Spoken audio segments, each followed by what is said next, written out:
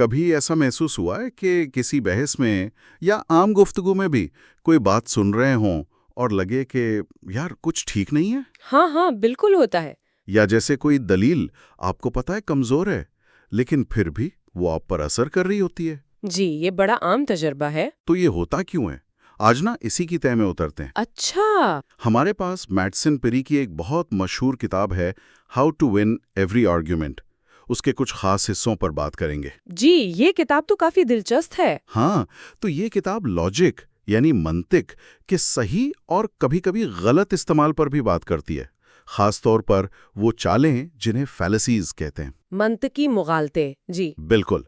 तो आज का मकसद यही है कि समझें ये फैलेसीज क्या हैं, इनकी अहमियत क्या है और इन्हें पहचानना हमारी सोच को कैसे बेहतर बना सकता है। सही। चाहे हम खुद को गलत दलाइल से बचाना चाहें या दूसरों की बातों का बेहतर एनालिसिस करना चाहें, तो आएं इसका जायजा लेते हैं। असल हकीकत से मुख्तलिफ लगे। ओह, और मजे की बात यह है कि ये अक्सर अनजाने में भी इस्तेमाल हो जाती हैं, मतलब लाइल्मी में। अच्छा, जरूरी नहीं कि जानबूझ के हो। नहीं, जरूरी नहीं है। लेकिन पिरी ये भी बताते हैं कि इन्हें जानबूझकर बहस जीतने के लिए बल्कि थोड़ी सी बेईमानी से भी कैसे इस्तेमाल किया जा सकता है। अच्छा, तो इनका मकसद दोहरा है। जी हाँ, एक तो पढ़ने वालों को बहस के लिए तैयार करना और दूसरा उन चालों से बचाना भी। वो तो लातीनी नामों पे भी बड़ा जोर देते हैं। लातीनी नाम? वो क्यों? उनका ख्याल है कि जब आप लातीनी नाम इस्तेमाल करते हैं ना बहस में, तो आप ज्यादा पढ़े लिखे, ज्यादा मुस्तनिद लगते हैं। एक किस्म की साइकोलॉजिकल एज मिल जाती है। वाह, ये तो बड़ी दिलचस्प बात है। तो चलें फिर कुछ खास फैलेसीज को देखते हैं। पहली वाली है अब्यूसिव एनालॉजी, तज़हीक आमेज तशबीह। जी। ये एड होमिनम की तरह है। तो उसी कबील की, लेकिन थोड़ी मुख्तलिफ। एड होमिनम में आप बराह रास्त शख्स पर हमला करते हैं। यहाँ आप एक ऐसी तशबीह इस्तेमाल करते हैं जो उस शख्स का मजाक उड़ाए या उसे बदनाम करे। अच्छा, मिसाल से समझाएं। पीरी ने कोई मिसाल दी है? हाँ, वो कहते हैं, फर्ज करें कोई कहे स्मिथ साहब का मशवरा है कि कश्ती रानी की छुट्टी पर चलें। ठीक है। लेकिन स्मिथ साहब को जहाज़ों का इतना ही पता है जितना किसी आर्मीनियन बैंड लीडर को। अच्छा, तो इसका स्मिथ की तजवीज से क्या ताल्लुक? ताल्लुक कोई नहीं, यही तो फैलेसी है। ये मुवाजना सिर्फ स्मिथ को मजाका खेज बनाने के लिए है, ताकि लोग उनकी बात संजीदगी से ना लें। और वो दूसरी मिसाल जो आपने बताई थी ओकॉनल वाली? हाँ, वो तो बहुत सख्त है। डैनियल ओकॉनल ने सर रॉबर्ट पील की मुस्कुराहट के बारे में कहा था, जैसे किसी ताबूत पर चांदी की प्लेट। अफो, मतलब बहुत ही मनफी तस्वीर कशी। बिल्कुल। तो यहाँ पॉइंट ये है कि ये फैलेसी काम कैसे करती है। ये असल दलील से तवज्जो हटाती है और गैर मुतालिका मवाद यानी तशबीह से पैदा होने वाले मनफी जज्बात उनका सहारा लेती है। तो लॉजिक की जगह इमोशन ले लेता है। एग्जैक्टली। दलील की खूबी या खामी पर बात करने के बजाय बोलने वाले को ही नीचा दिखा दिया जाता है। ये एक तरह की कैरेक्टर असैसिनेशन है, बस जरा पर्दे के पीछे। समझ गया। तो ये सीधा हमला नहीं, बल्कि इनडायरेक्ट तरीके से किरदार कशी है। अच्छा, अब अगली फैलेसी, एक्सेंट, लहजे का मुगालता। ये कैसे काम करता है? जी, एक्सेंट फैलेसी ये इस बात पर मुनहसर है कि आप जुमले में किस लफ्ज पर जोर देते हैं, यानी एम्फेसिस। इस जोर से माने बदल सकते हैं। अच्छा, सिर्फ जोर देने से? मिसाल? पेरी की मिसाल बहुत अच्छी है। जुमला है लाइट योर सिगरेट। ठीक। अगर आप कहें लाइट योर सिगरेट, तो मतलब है आग लगाओ, शायद मेजपोश को नहीं। हो। अगर कहें लाइट योर सिगरेट, तो मतलब है अपनी वाली जलाओ, किसी और की नहीं। हाँ। और अगर कहें लाइट योर सिगरेट, तो मतलब है सिगरेट जलाओ, कुछ और नहीं, शायद कान में मत डालो। ये तो कमाल है। मतलब सिर्फ एम्फेसिस से इतने फर्क मतलब निकल आए। जी। और फिर एक और मिसाल देते हैं। माँ ने कहा था कि हमें खिड़कियों पर पत्थर नहीं फेंकने चाहिए। अच्छा, तो इससे क्या मुराद ली जा सकती है?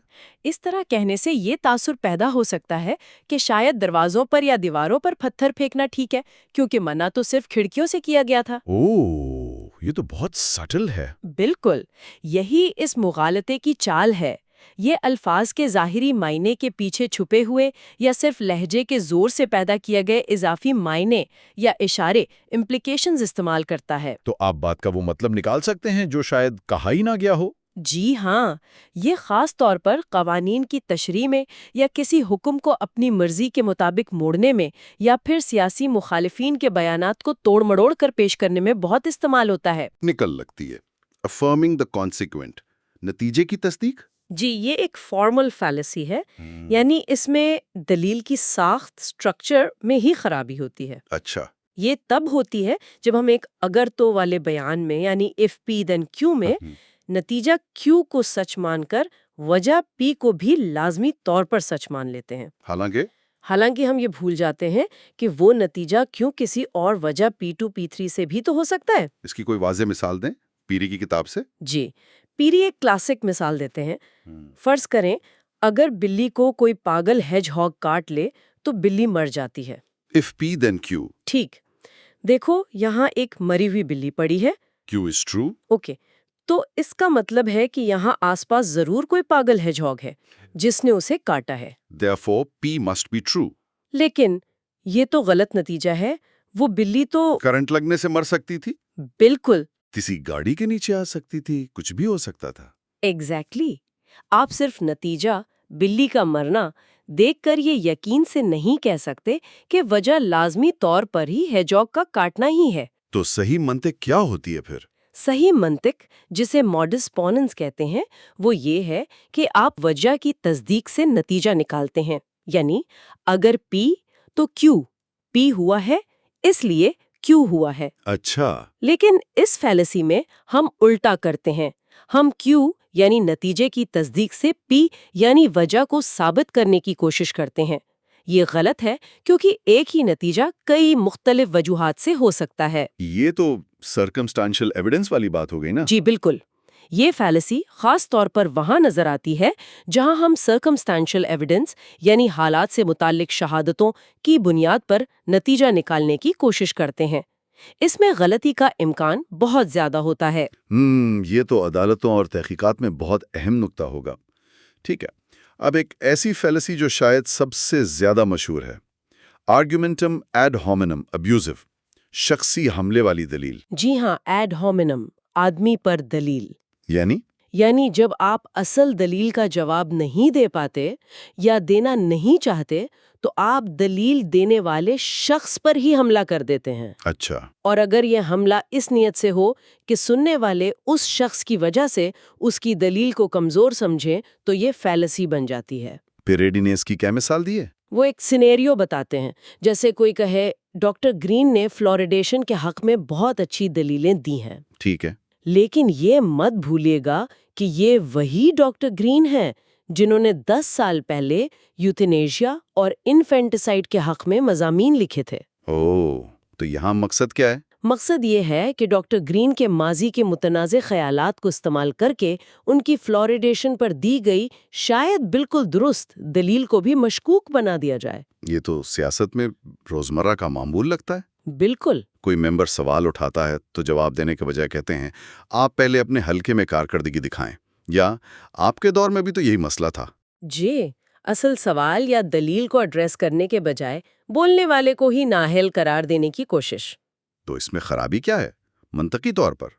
खराबी ये है कि ये दलील की अपनी खूबी या सच्चाई को परखने के बजाय एक मुकम्मल तौर पर गैर मुताल्लिका चीज़ यानी दलील देने वाले की शख्सियत, माजी, किरदार या दीगर नज़रियात उसे बहस में ले आती है। दलील तो अपनी जगह कायम रहती है, चाहे उसे कोई भी पेश करे। बिल्कुल, दलील को उसकी अपनी मेरिट पर परखा जाना चाहिए। एड होमिनम एक क्लासिक डाइवर्जन टैक्टिक है। जब आप गेंद नहीं खेल सकते तो खिलाड़ी को खेलना शुरू कर देते हैं। ये अच्छी तशबीह है।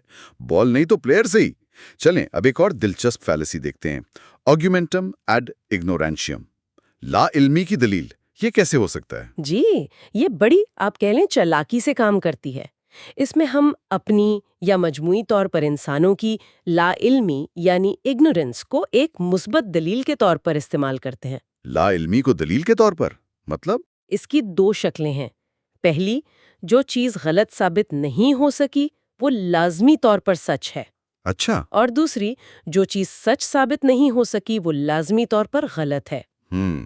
मिसालें देंगी तो ज्यादा वाज़ेह होगा। जी, फिर अच्छी मिसालें देते हैं। पहली शक्ल की मिसाल, भूत प्रेत यकीनन मौजूद हैं। साइंसी टीमों ने सालों लगा दिए, लाखों पाउंड खर्च कर दिए ये साबित करने में कि वो नहीं हैं, लेकिन आज तक नाकाम रहे हैं। तो यहाँ दलील क्या बनी? दलील ये बनी कि चूंकि उनके ना होने का सबूत नहीं मिला, इसलिए उनका होना साबित हो गया। ओह, और दूसरी शक्ल की मिसाल, वो भी मिलती जुलती है। ये खुलाई मखलूक और यूएफओस की बातें सब बकवास हैं। हम जानते हैं ऐसा कुछ नहीं है, क्योंकि आज तक उनके वजूद को साबित करने की हर कोशिश नाकाम हुई है। तो यहाँ सबूत ना मिलने को ना होने का सबूत मान लिया गया। जी हाँ, इसमें बुनियादी मसला बर्डन ऑफ प्रूफ यानी सबूत फराहम करने की जिम्मेदारी का है। उसे गलत तरीके से मुंतकिल किया जाता है। यानी हकीकत ये है कि किसी चीज के बारे में हमारा ना जानना, हमारी लाइल्मी इस चीज की हकीकत या गैर हकीकत के बारे में कुछ नहीं बताती। वो सिर्फ हमारी मालूमात की हद बताती है, कायनात की हकीकत नहीं। बिल्कुल। ये फैलेसी खास तौर पर उन मौजुआत में आम है जहां सबूत मिलना मुश्किल होता है, जैसे मजहब, पैरानॉर्मल फिनोमेना या कॉन्स्पिरेसी थियोरीज। यहाँ एब्सेंस ऑफ एविडेंस को एब्सेंस ऑफ एब्सेंस समझ लिया जाता है, या इसका उलट, जो मंतकी तौर पर दुरुस्त नहीं। ये तो बहुत गहरा नुक्ता है। हाँ, मतलब सिर्फ इसलिए कि हम कुछ साबित नहीं कर सकते वो गलत नहीं हो जाता, और सिर्फ इसलिए कि कुछ गलत साबित नहीं कर सकते, वो सही नहीं हो जाता। वाह, इस पर तो वाकई अलग से बात हो सकती है। खैर, आगे बढ़ते हैं। अगली फैलेसी, कम हॉक एर्गो प्रॉप्टर हॉक। ये लातीनी थोड़ी मुश्किल है। जी, इसका सादा मतलब है इसके साथ हुआ इसलिए इसकी वजह से हुआ। अच्छा, with this therefore because of this. जी, ये फैलेसी तब होती है जब हम फर्ज कर लेते हैं कि अगर दो वाकयात एक साथ हो रहे हैं तो उनमें लाजमी तौर पर सबब और नतीजे का कॉज एंड इफेक्ट का रिश्ता है, और हम नजरअंदाज कर देते हैं कि ये महज इत्तेफाक हो सकता है या कोई तीसरा फैक्टर हो सकता है जो दोनों का सबब बन रहा हो। पिरिये ने इसकी कोई मिसाल दी है, कोई याद रह जाने वाली? हाँ, वो एक मज़ाहिया कहानी सुनाते हैं। एक किसान ट्रेन में सफ़र कर रहा था, उसने केला खाया। ठीक है। फौरन बाद ट्रेन एक लंबी सुरंग में दाखिल हो गई, अंधेरा हो गया। किसान ने फौरन नतीजा निकाला कि केले खाने से अंधापन हो जाता है। ये तो बहुत ही अजीब नतीजा है, लेकिन ये संजीदा हालात में कैसे नजर आती है? स्टैटिस्टिक्स में बहुत आम है। फिर ये मिसाल देते हैं कि एक तहकीक में बच्चों की लिखाई की खूबसूरती और उनके जूते के साइज में बड़ा मजबूत कॉरेलेशन पाया गया। अच्छा। तो क्या बड़े जूते पहनने से लिखाई अच्छी होती है? नहीं, असल में एक तीसरा फैक्टर था, उम्र। ओह, जैसे जैसे बच्चे बड़े होते हैं उनके पाँव का साइज बढ़ता है और उनकी मोटर स्किल्स भी बेहतर होती हैं, जिससे लिखाई भी बेहतर होती है। तो दोनों चीजें उम्र के साथ बढ़ रही थीं, आपस में बराह रास्त ताल्लुक नहीं था। बिल्कुल, उनका आपस में डायरेक्ट कॉजल लिंक नहीं है। ये समझना बहुत ज़रूरी है, ख़ास तौर पर सोशल साइंसेज, इकोनॉमिक्स, मेडिसिन में। जहां कोरिलेशंस बहुत मिलते हैं। जी, कोरिलेशन सिर्फ ये बताता है कि दो चीज़ें एक साथ हरकत कर रही हैं। ये नहीं बताता कि एक दूसरे की वजह है। इस फैलेसी की वजह से बहुत गलत फहमियाँ और गलत पॉलिसियाँ बनती हैं। तो हमेशा पूछना चाहिए कि क्या ये इत्तेफाक है या कोई तीसरा फैक्टर है? जी हाँ, या कहीं कॉज़ैलिटी उल्टी तो नहीं? सही, कॉरिलेशन इज नॉट कॉजेशन, ये जुमला वाकई अहम है। चलें आज की आखिरी फैलेसी, इक्विवोकेशन। जू मायनी अल्फाज का इस्तेमाल। जी, इक्विवोकेशन का मतलब है एक ही लफ्ज या जुमले को एक ही बहस में मुख्तलिफ मानों में इस्तेमाल करना। जानबूझकर? हाँ, अक्सर जानबूझकर, ताकि सुनने वाला धोखा खा जाए। दलील के सेहत के लिए जरूरी है कि अहम अल्फाज के माने पूरी बहस में एक जैसे रहें। अगर माना बदल जाए तो दलील अपनी मंतिकी बुनियाद खो देती है। इसकी कोई क्लासिक मिसाल? जी, एक बहुत पुरानी और मशहूर मिसाल है। पहला जुमला, happiness is the end of life. खुशी जिंदगी का मकसद है। ठीक, यहाँ एंड का मतलब है मकसद। दूसरा जुमला, the end of life is death. जिंदगी का इख्तिताम मौत है। यहाँ एंड का मतलब है खात्मा। तीसरा नतीजा, देयरफॉर हैप्पीनेस इज डेथ। इसलिए खुशी मौत है। ये तो बिल्कुल बेतुका नतीजा है, सिर्फ इसलिए कि लफ्ज एंड के दो मतलब थे। बिल्कुल, ये लफ्जों का खेल है और ये आम जिंदगी में बहुत इस्तेमाल होता है। जैसे सियासतदान इश्तिहारी कंपनियां, हत्ता कि आम गुफ्तगू में भी। पायरी बिजनेस खितो-खुताबत की मिसाल देते हैं। You can rest assured that your letter will receive the attention it fully deserves. आप इत्मीनान रखें, आपके खत को वो तवज्जो मिलेगी जिसका वो हकदार है। हाँ, अब ये तवज्जो सीधा रद्दी की टोकरी में फेंक देना भी हो सकती है। सही। लव्स अटेंशन के मानी मुबहम, एम्बिग्युअस रखे गए हैं। जी, इसी तरह जमहूरियत, आज़ादी, इंसाफ जैसे अल्फाज को मुख्तलिफ लोग मुख्तलिफ मानी में इस्तेमाल करते हैं, जिससे बहस उलझ जाती है। और वो पेशेंगोइयां करने वाले? हाँ, जैसे नॉस्ट्रेडामस, वो भी इक्विवोकेशन का बहुत इस्तेमाल करते थे ताकि उनकी बातें बाद में किसी न किसी तरह सच साबित की जा सके। तो इस फैलेसी की ताकत उसकी सटिलिटी में है। बिल्कुल, ये सतह पर आसानी से पकड़ी नहीं जाती। हम फर्ज कर लेते हैं कि लफ्ज का मतलब वही है जो हम समझ रहे हैं, लेकिन अगर माने ही बदल गए तो पूरी मंतक की इमारत गिर जाती है। ये तो रेत की बुनियाद पर इमारत बनाने वाली बात हुई। जी, यूं ही समझ लें। तो आज हमने मैडसन पीरी की किताब की रोशनी में चंद आम मंतकी मगालतों, लॉजिकल फैलेसीज का जायजा लिया। हमने अब्यूजिव एनालॉजी देखी जो शख्सियत पर हमला करती है। जी, एक्सेंट जो लहजे से माने बदलती है। अफर्मिंग द कॉन्सिक्वेंट इन नतीजे से गलत वजह निकालती है। एड होमिनिम जो बराए रास्त शख्सी हमला है। एड इग्नोरेंटियम जो लाइल्मी को दलील बनाती है। कुम हॉक एडगो प्रॉप्टर हॉक जो इत्तेफाक को वजह समझती है। और आखिर में इक्विवोकेशन जो लफ्जों के मानी से खेलती है। जी, ये सब ऐसी चालें हैं जो दलाइल को कमज़ोर करती हैं, उन्हें गलत सिमत में ले जाती हैं, चाहे जानबूझकर हो या अनजाने में। और जैसा पायरी कहते हैं, इन फैलेसीज को समझना और पहचानना ये हमारे लिए एक किस्म की जहनी हिफाजत, मेंटल डिफेंस फराहम करता है। जी हाँ। इससे न सिर्फ हम दूसरों के कमज़ोर या धोखेबाज दलाइल पकड़ सकते हैं, बल्कि ये हमें खुद भी बेहतर और शायद पायरी के मुताबिक ज़्यादा मुअस्सर और चालाक गुफ्तगू करने वाला बना सकती है। बिल्कुल, ये बहस के खेल के उसूल समझने जैसा है, चाहे हम खुद खेलें या सिर्फ अपना दिफा करें। सही। और ये समझ सिर्फ बहस जीतने के लिए नहीं, बल्कि साफ सोचने, क्लियर थिंकिंग की सलाहियत के लिए भी बहुत ज़रूरी है। तो अब इस गुफ्तगू के आखिर में सुनने वालों के लिए एक सवाल छोड़ते हैं जी। कि अगली बार जब कोई बहस सुनी जाए या उसमें हिस्सा लिया जाए, तो क्या इनमें से कुछ फैलेसीज को पहचानने की कोशिश की जाएगी? और क्या ये आगाही, ये अवेयरनेस उनके अपने सोचने या दलील देने के अंदाज पर कोई असर डालेगी? इस पर गौर करना यकीनन हम सब के लिए मुफीद हो सकता है। और इस तरह हम देखते हैं कि किस तरह जज्बात को दलील पर गालिब लाने की कोशिश की जाती है। लेकिन लॉजिक की दुनिया सिर्फ इमोशनल अपील्स तक महदूद नहीं। कई बार स्ट्रक्चर में ही ऐसी गलतियां होती हैं जो आर्ग्यूमेंट को कमज़ोर कर देती हैं, भले ही वो सरफेस पर कितना ही कन्विंसिंग क्यों ना लगे। जी हाँ। एक ऐसी ही गलती है जिसे इलिसिट प्रोसेस कहते हैं। ये थोड़ा टेक्निकल साउंड करता है, लेकिन इसका बेसिक आइडिया काफ़ी कॉमन है ना? बिल्कुल। टेक्निकलिटीज जैसे डिस्ट्रीब्यूटेड टर्म्स को एक तरफ रखें, तो इलिसिट प्रोसेस का सिंपल मतलब ये है कि आप अपने कंक्लूजन में जितना बड़ा क्लेम कर रही हैं, उतना ही बड़ा एविडेंस आपके पास स्टार्टिंग प्रेमिसेस में होना चाहिए। अच्छा। अगर आपका कंक्लूजन तमाम लोगों के बारे में है, तो आपका शुरुआती डेटा सिर्फ कुछ लोगों पर बेस्ड नहीं हो सकता, यानी लिमिटेड एविडेंस से स्वीपिंग जनरलाइजेशन करना। अच्छा, तो मतलब अगर हम कुछ मेंबर्स की बेस पर पूरी ग्रुप के बारे में कोई फाइनल जजमेंट दे रहे हैं, जैसे सोर्स में मिसाल थी, तमाम टैक्स कलेक्टर्स सिविल सर्वेंट्स हैं और तमाम टैक्स कलेक्टर्स बुलीज हैं, इसलिए तमाम सिविल सर्वेंट्स बुलीज हैं। जी। यहाँ प्रॉब्लम यह है कि हमने सभी सिविल सर्वेंट्स को बुली कह दिया, जबकि हमारे पास एविडेंस सिर्फ टैक्स कलेक्टर्स का था, जो सिविल सर्वेंट्स का एक छोटा हिस्सा हो सकते हैं। ये तो गलत है ना? एग्जैक्टली। आपने एक इलिसिट यानी गैर कानूनी जंप लिया है स्पेसिफिक ग्रुप से जनरल ग्रुप तक, बिना सफिशिएंट एविडेंस के। ये आमतौर पर तब यूज होता है जब कोई किसी ऐसी बात को सच साबित करना चाहे जो सुनने में तो ठीक लगे, प्लॉजिबल हो, लेकिन असल में उसके पास उसको सपोर्ट करने के लिए डेटा ना हो। ये एक किस्म की ओवर जनरलाइजेशन है जो लॉजिकल स्ट्रक्चर के अंदर छुपी होती है। इंटरेस्टिंग। तो ये स्ट्रक्चरल फ्लॉ हुई। लेकिन आर्ग्यूमेंट्स को डीरेल करने के और भी तरीके हैं।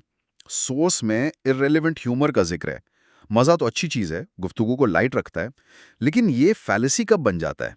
जब मज़ा यानी ह्यूमर असल मुद्दे से हटकर सिर्फ तवज्जो डाइवर्ट करने के लिए इस्तेमाल हो।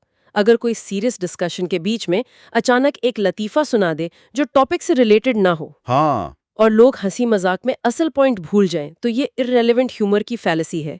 ह्यूमर ऑडियंस को तो शायद जीत ले, लेकिन आर्ग्यूमेंट को लॉजिकली सपोर्ट नहीं करता। जैसे वो थॉमस मेसी वाली मिसाल थी जो क्रिसमस का नाम बदलना चाहते थे और किसी ने उनके नाम का मजाक उड़ाकर पूरी डिबेट ही डीरेल कर दी। जी बिल्कुल। या फिर वो फेमस बिशप विल्बरफॉस और थॉमस हक्सली की एवोल्यूशन पर डिबेट। हाँ, वो क्लासिक एग्जाम्पल है। बिशप ने मजाक उड़ाने के अंदाज में हक्सले से पूछा कि वो बंदर की नस्ल से अपने दादा की तरफ से हैं या दादी की तरफ से। ये साइंटिफिक आर्गुमेंट नहीं था, बल्कि सीधा सीधा रिडिक्यूल था। हक्सले का जवाब भी जबरदस्त था।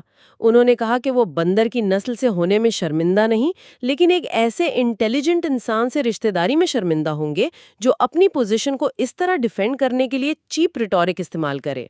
तो पॉइंट ये है कि ह्यूमर एक पावरफुल टूल हो सकता है लोगों को इन्फ्लुएंस करने का, लेकिन वो लॉजिकल रीजनिंग का सब्स्टिट्यूट नहीं है। बिल्कुल नहीं। और इसको काउंटर करना भी मुश्किल होता है, क्योंकि लोग अक्सर लॉजिक से ज्यादा एंटरटेनमेंट पसंद करते हैं। लेखक का मशवरा है कि पब्लिक डिबेट्स में पहले से कुछ कस्टम बिल्ड जोक्स तैयार रखे जाएं इसको काउंटर करने के लिए। Interesting strategy. अब एक और अप्रोच देखते हैं जो लोग डिबेट से बचने के लिए इस्तेमाल करते हैं। आर्ग्यूमेंट अड लापिडेम, यानी अपील टू द स्टोन।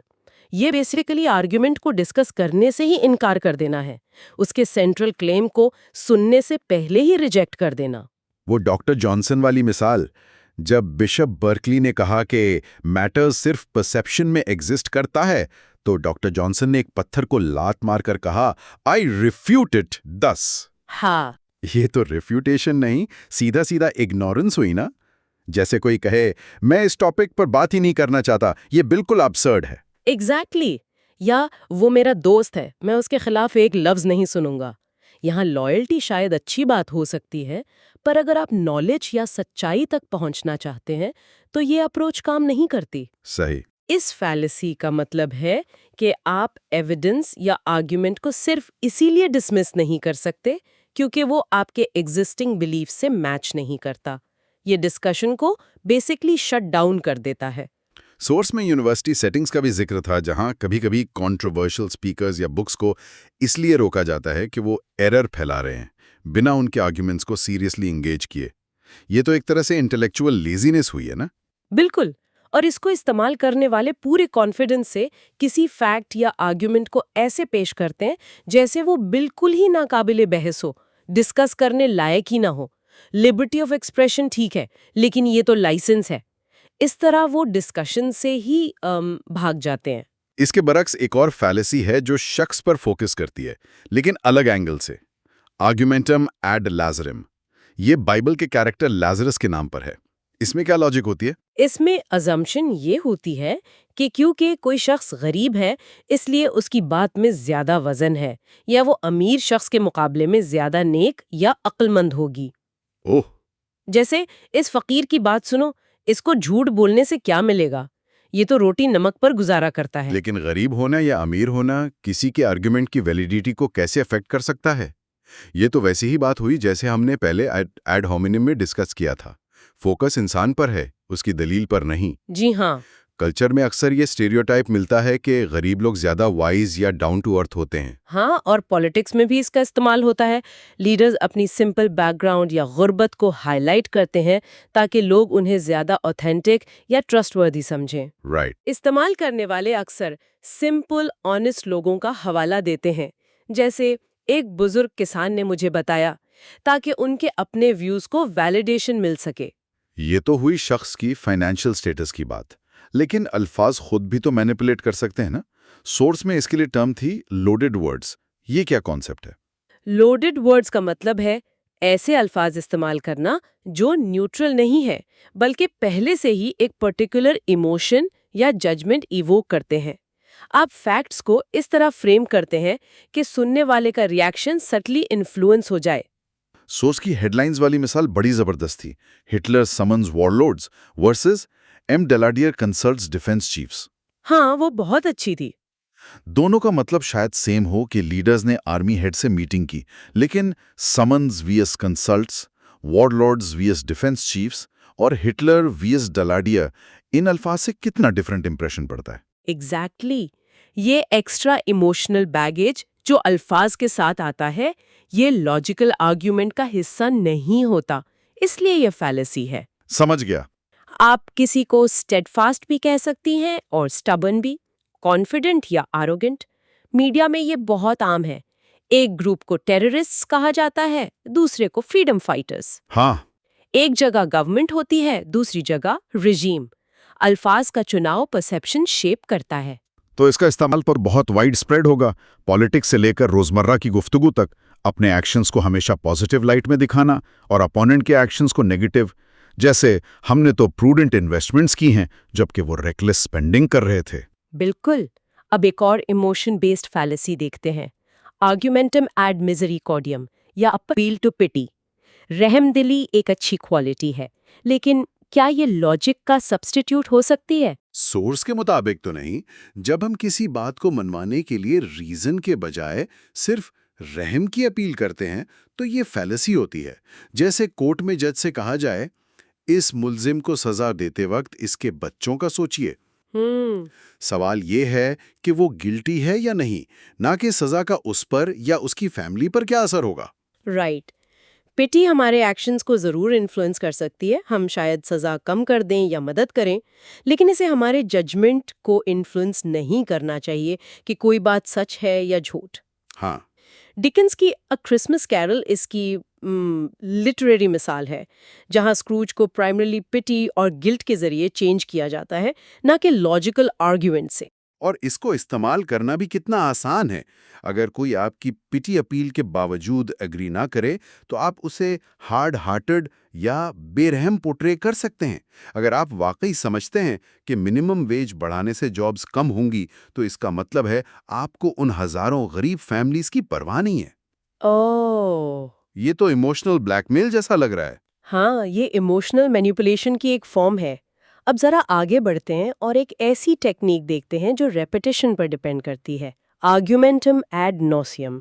इसका क्या मतलब है? इसका मतलब है किसी पॉइंट को इतनी बार रिपीट करना कि लोग आखिर तंग आकर या तो एक्सेप्ट कर लें या कम से कम उस पर ऑब्जेक्ट करना छोड़ दें, भले ही उसके खिलाफ कितना ही स्ट्रांग एविडेंस क्यों ना हो। एग्जैक्टली। जैसे लुइस कैरोल की कोट थी, what I tell you 3 times is true. ये इस गलत अजम्पशन पर बेस्ड है कि जो चीज बार बार सुनी जाए वो ज्यादा सच लगने लगती है। रेपिटिशन लॉजिक में कोई वैल्यू ऐड नहीं करती, ये सिर्फ साइकोलॉजिकल इफेक्ट है। तो एडवर्टाइजर्स इसके एक्सपर्ट हुए। हाँ, हम इसे एडवर्टाइजिंग में हर वक्त देखते हैं। एक ही स्लोगन बार बार दोहराया जाता है। पॉलिटिकल स्लोगन्स या डिस्क्रेडिटेड आइडियाज भी इसी तरह जिंदा रखे जाते हैं। और इसको इस्तेमाल करने वाले आर्ग्यूमेंट्स को सुनते ही नहीं है, बस अपनी बात रिपीट करते रहते हैं। ऑडियंस बोर हो जाती है और बाकी लोग समझते हैं कि शायद इनके पास कोई सॉलिड काउंटर आर्ग्यूमेंट है ही नहीं। जी हाँ। सोर्स के मुताबिक सिविल सर्वेंट्स और पॉलिटिशियंस इसमें माहिर होते हैं। मैं इस पर पहले ही 4 जून के स्टेटमेंट में वजाहत कर चुका हूं। हाँ, बिल्कुल। ये थीं कुछ फैलेसीज जो इमोशन, डाइवर्जन या रिपीटेशन पर रिलाई करती हैं। अब कुछ ऐसी फैलेसीज देखते हैं जो हमारे एजम्पशंस या एविडेंस को हैंडल करने के तरीकों में गलती करती हैं। एक इंटरेस्टिंग पेयर है नॉन एंटिसिपेशन और आर्ग्यूमेंटम आड नोविटम। ये दोनों ट्रेडिशन और नॉवेल्टी के बारे में है। पहले नॉन एंटिसिपेशन को समझते हैं। नॉन एंटिसिपेशन ये इस मफरूजे पर बेस्ड है कि अगर कोई आइडिया वाकई अच्छा या इंपॉर्टेंट होता, तो वो पहले ही डिस्कवर हो चुका होता और हमारी करंट विजडम का हिस्सा होता। सही। जी। नए आइडियाज को इस बुनियाद पर रिजेक्ट कर दिया जाता है कि अगर ये इतना ही स्मार्ट होता तो पहले किसी ने क्यों नहीं सोचा। जैसे अगर स्मोकिंग इतनी ही बुरी है तो लोगों ने सदियों पहले इसे बैन क्यों नहीं किया। ये अजम्पशन ही फंडामेंटली फ्लॉड है। ह्यूमन नॉलेज और सोसाइटी इवॉल्व करती है, नए आइडियाज, नई डिस्कवरीज होती रहती हैं। ये जरूरी नहीं कि हमारे एंसेस्टर्स को सब कुछ पता था। राइट। ये कहना कि ब्रेक्सिस टेलीविजन अगर इतना ही अच्छा है तो इतनी देर से क्यों आया, या पुराने जमाने के चाइल्ड लेबर को डिफेंड करना कि पहले भी तो होता था, ये सब नॉन एंटिसिपेशन है। ये चेंज को रेजिस्ट करने का आसान तरीका है जब आपके पास सॉलिड रीजंस ना हो। और इसका बिल्कुल ऑपोजिट है आर्गुमेंटम एड नोविटम, यानी सिर्फ इसलिए किसी चीज को बेहतर समझना क्योंकि वो नहीं है। एग्जैक्टली। न्यूनेस को ऑटोमेटिकली गुडनेस या साउंडनेस के बराबर समझना भी एक फैलेसी है। ये नए टावर ब्लॉक्स लेटेस्ट ट्रेंड है, हमें भी फौरन बनाने चाहिए। जरूरी नहीं कि हर नई चीज पुरानी से बेहतर हो। हम इंसानों में ये कॉन्ट्रोडिक्टरी डिजायर होती है। हमें ट्रेडिशन की सिक्योरिटी भी चाहिए और लेटेस्ट ट्रेंड्स फॉलो करने का शौक भी। दोनों को फैलेशियसली इस्तेमाल किया जा सकता है। एडवर्टाइजिंग में तो न्यू एंड इम्प्रूव्ड का लफ्ज इतना इस्तेमाल हुआ है कि अब लोग थोड़े स्केप्टिकल हो गए। फिर इसका काउंटर ट्रेंड आया ओल्ड फैशन्ड गुडनेस का, तो अब शायद बैलेंस है। शायद। लेकिन इस अपील टू नॉवेल्टी को लोग अब भी इस्तेमाल करते होंगे, खासतौर पर आइडियाज के लिए, जैसे न्यू इकोनॉमिक थिंकिंग या न्यू अवेयरनेस। बिल्कुल। अब एक और कॉमन फैलेसी जो एविडेंस से रिलेटेड है, पोस्ट हॉक एर्गो प्रॉप्टर हॉक। ये लैटिन फ्रेज काफी फेमस है। इसका क्या मतलब है? इसका मतलब है after this therefore because of this. ये वो गलतफहमी है कि अगर इवेंट बी इवेंट ए के बाद हुआ है तो जरूरी है कि ए ने ही बी को कॉज किया हो। जी। सोर्स की मिसाल थी, जैसे ही कैंड पीस मार्केट में आए इलेजिटिमेट बर्थ रेट बढ़ गया। इसका मतलब ये नहीं कि कैंड पीस इसकी वजह थे। एग्जैक्टली। कॉरिलेशन कॉजेशन नहीं होता। हो सकता है बी वैसे ही हो जाता, या ए और बी दोनों का कोई तीसरा कॉमन कॉज हो, जैसे ओवरऑल प्रॉस्पेरिटी बढ़ गई हो। हाँ, ये भी हो सकता है। सुपरस्टिशंस अक्सर इसी फैलेसी पर बेस्ड होते हैं। लकी चार्म्स पहनकर मैच जीत गए तो समझना कि चार्म ने जितवाया। डेविड ह्यूम ने कहा था कि कॉज एंड इफेक्ट के लिए सिर्फ सीक्वेंस काफी नहीं, रेगुलैरिटी और कनेक्शन भी जरूरी है। लेकिन जहां हमारी अंडरस्टैंडिंग में गैप्स हों, वहां ये फैलेसी इजीली आ जाती है। और इसका मिसयूज कैसे होता है? सोर्स कहता है कि आप अपने ओपोनेंट की सपोर्ट करदा चीज को किसी पुराने नेगेटिव इवेंट से लिंक कर दें जो उसके बाद हुआ हो। हाँ। जैसे उन्होंने 1955 से स्वीडन में ओपन प्रिजन स्ट्राइक किए हैं और देखो वहां क्या हुआ, सुसाइड्स बढ़ गए, मॉरल वैल्यूज खत्म हो गई। ये मॉरल डिजेनरेसी जैसी वेग टर्म्स को डिस्प्रूव करना भी मुश्किल है। बिल्कुल। अब एक ऐसी फैलेसी पर आते हैं जो आर्ग्यूमेंट के स्ट्रक्चर में ही सर्कुलर होती है, पेटिशियो प्रिंसिपी या बेगिंग द क्वेश्चन। ये काफी सटल हो सकती है। हाँ, ये वो है जिसमें आप जो चीज प्रूव करना चाहते हैं उसी को प्रेमिस के तौर पर थोड़ा घुमा फिराकर इस्तेमाल कर लेते हैं। राइट। जैसे justice requires higher wages because it is right that people should earn more. ये तो बेसिकली कहना हुआ कि justice requires higher wages because justice requires higher wages. कोई नई बात तो नहीं कही। एग्जैक्टली। आर्ग्यूमेंट का मकसद होता है नोन या एक्सेप्टेड प्रेमिसेस से अननोन या डिस्प्यूटेड कंक्लूजन तक पहुंचना। पेटिशियो में कंक्लूजन ही प्रेमिस में छुपा होता है। अच्छा। पॉलिटिकल डिस्कोर्स, आइडियोलॉजीज या मॉरल आर्ग्यूमेंट्स में ये बहुत कॉमन है। आप एक जनरल अजम्पशन पेश करते हैं स्पेसिफिक केस को सपोर्ट करने के लिए, जबकि वो स्पेसिफिक केस उसी अजम्पशन का हिस्सा होता है। जैसे वो एग्जाम्पल था कि ब्रिटिश गवर्नमेंट को कॉन्स्टेबल पेंटिंग्स का एक्सपोर्ट रोकना चाहिए क्योंकि उसे तमाम वर्क्स ऑफ आर्ट का एक्सपोर्ट रोकना चाहिए। ये तो सीधा सीधा सर्कुलर लॉजिक है। जी। इसको इस्तेमाल करने के लिए अजम्पशन को क्लेवरली डिस्गाइज करना पड़ता होगा। हाँ, अक्सर ऐसे अल्फाज इस्तेमाल किए जाते हैं जिनमें अजम्पशन हिडन हो या कंक्लूजन को बस रीफ्रेज करके बिकॉज या देफो के साथ लगा दिया जाता है। हमें मलेशिया को हथियार नहीं बेचने चाहिए क्योंकि दूसरे मुल्कों को इंसानी जान लेने के आलात फराम करना गलत है। ये बेसिकली कह रहा है we shouldn't sell arms because we shouldn't sell arms. ये तो काफी ट्रिकी है पकड़ना। एक और ऐसी ही ट्रिकी टेक्निक है पॉइजनिंग द वेल। इसमें ओपोनेंट को बोलने से पहले ही डिस्क्रेडिट कर दिया जाता है। बिल्कुल। ये एड होमिनम की एक प्रोएक्टिव फॉर्म है। आप पहले ही ऐलान कर देते हैं कि जो भी आपकी बात से डिसएग्री करेगा वो या तो बेवकूफ है या बायस्ड है या उसके कोई हिडन मोटिव्स हैं। Oh right. जैसे सिवाय किसी इडियट के हर कोई जानता है कि एजुकेशन पर पैसा कम खर्च हो रहा है।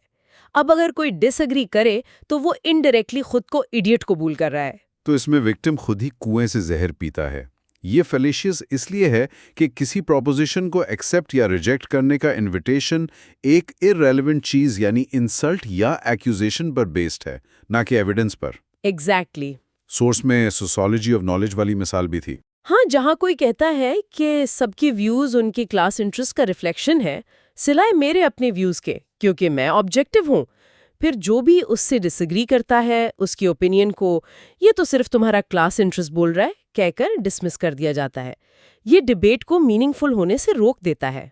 इसको इस्तेमाल करने का तरीका बताया गया है कि पॉइजन ऐसा हो जो सिर्फ मजाक ना उड़ाए, बल्कि डेटरेंट भी हो, कि लोग बोलने से डरें। सिर्फ वो लोग जो खुद सेक्सुअली इनएडिक्वेट हैं, सिंगल सेक्स एजुकेशन की हिमायत करते हैं। उफ। ये तब इस्तेमाल की जाती है जब आपका केस वीक हो या ओपोनेंट की बात वैलिड हो, लेकिन पॉपुलर ओपिनियन के खिलाफ हो। चलिए, अब एक आखिरी ग्रुप देखते हैं जो ओपोनेंट के आर्ग्यूमेंट को डिस्टॉर्ट करने या उसे अनफेयरली अटैक करने पर फोकस करता है। इसमें सबसे फेमस शायद द स्ट्रॉ मैन है।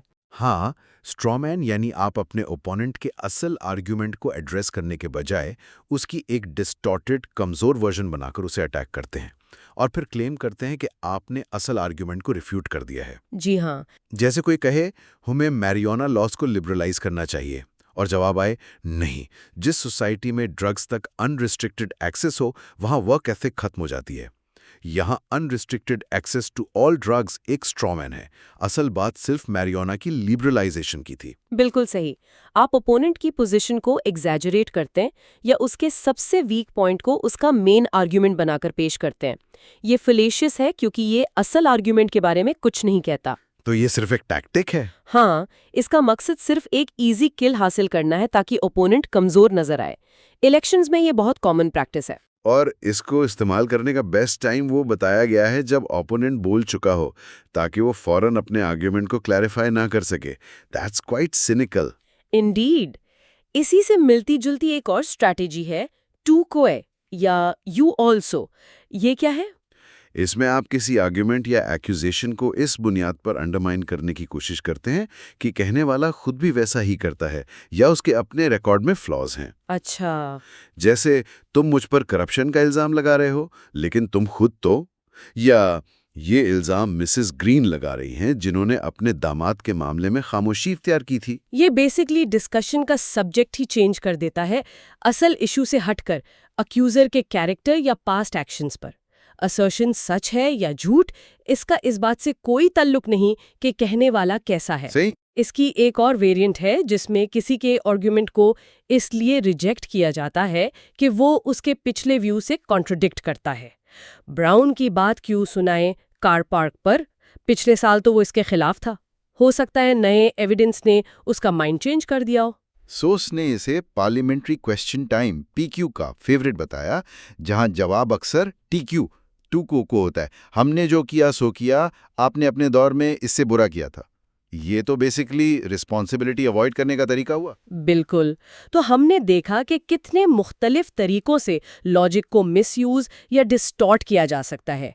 कभी स्ट्रक्चर में गलती करके, कभी इररेलेवेंट फैक्टर्स लाकर, कभी अपोनेंट पर अटैक करके और कभी एविडेंस को मैनिपुलेट करके। हाँ, काफी सारे तरीके हैं। ये सारी फैलेसीज जिनका जिक्र इस किताब how to win every argument में है, दरअसल क्रिटिकल थिंकिंग के टूल्स है। हाँ, ये बात अहम है। किताब का टाइटल थोड़ा मिसलीडिंग हो सकता है। ये सिर्फ जीतने के ट्रिक सिखाने के लिए नहीं है, बल्कि इसका असल मकसद शायद ये है कि हम इन फैलेसीज को पहचानना सीखें। जी। ताकि हम ना सिर्फ दूसरों के आर्ग्यूमेंट्स को बेहतर तरीके से एवेल्युएट कर सकें, बल्कि अपने खुद के आर्ग्यूमेंट्स में भी इन गलतियों से बचने की कोशिश करें। एग्जैक्टली।